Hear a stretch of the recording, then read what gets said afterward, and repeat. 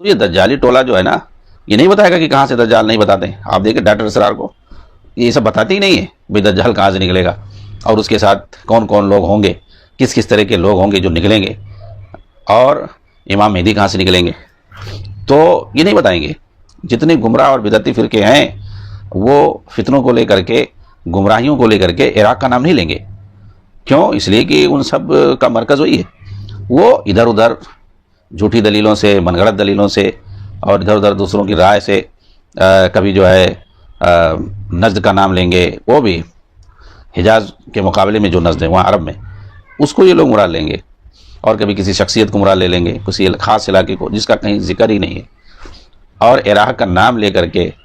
اور بہت سارے حدیثوں کے علاوہ، نبی صلی اللہ علیہ وسلم کے اقوال کے علاوہ صحابہ کے بھی اقوال آپ کو مل جائیں گے، ائمہ سلف کے بھی آپ کو اقوال مل جائیں گے عراق کے بارے میں اور مشرق کے بارے میں، چاہے وہ عراق ہو یا ایران ہو، خراسان ہو. ان سب کا ذکر ملے گا فتنوں کے بارے میں، کہ دجال کا فتنہ جو آئے گا، جو سب سے بڑا فتنہ ہوگا، ادھر ہی سے آئے گا، اسی عراقی کی طرف سے آئے گا، خراسان سے. وہاں پر ایک اصفہان نامی جگہ. تو فتنے جتنے ہیں چھوٹے بڑے، سب فتنوں کا ظہور ادھر ہی سے ہوگا، مشرق سے. اور کہیں کہیں نام بھی لیا گیا، جیسے عراق کا نام لیا گیا، ایران کا نام لیا گیا، ایران کے اندر جو اصفہان ہے. تو دیکھیں گے آپ بدعتیوں کو دیکھیں گے، ان کا ذکر نہیں کریں گے. دجال کہاں سے نکلے گا؟ دجالی فرقوں کے ساتھ جتنے جو دجالی ٹولے ہیں، یہودی ہوں، رافضی ہوں، خارجی ہوں، ان سب کا تو باقاعدہ نام ہے کہ خارجیوں کے ساتھ وہ رہے گا، یہودیوں کے ساتھ رہے گا.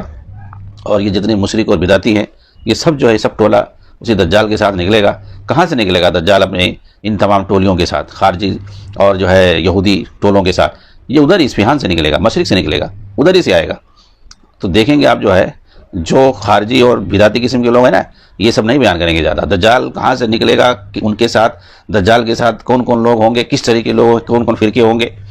ابن عمر کی روایت ہے بخاری کے اندر کہ خوارج کا آخری جو گروہ ہوگا دجال کے ساتھ آئے گا. تو دجال جائز بات ایران. تو جو خوارج روافض ہیں، سب خوارج ہیں، روافض جتنے شیعہ سب خوارج ہیں. تو وہ سب وہیں پہ ہیں کنٹل کے حساب سے، سب سے اسی کے ساتھ نکلیں گے دجال کے ساتھ. اور یہودی بھی وہاں رہتے ہیں، جی ہاں، ایران میں یہودی بھی آپ کو ہزاروں مل جائیں گے، اور ہو سکتا ہے کہ آخری وقت میں وہ اور زیادہ ہو جائے. تو سب وہیں سے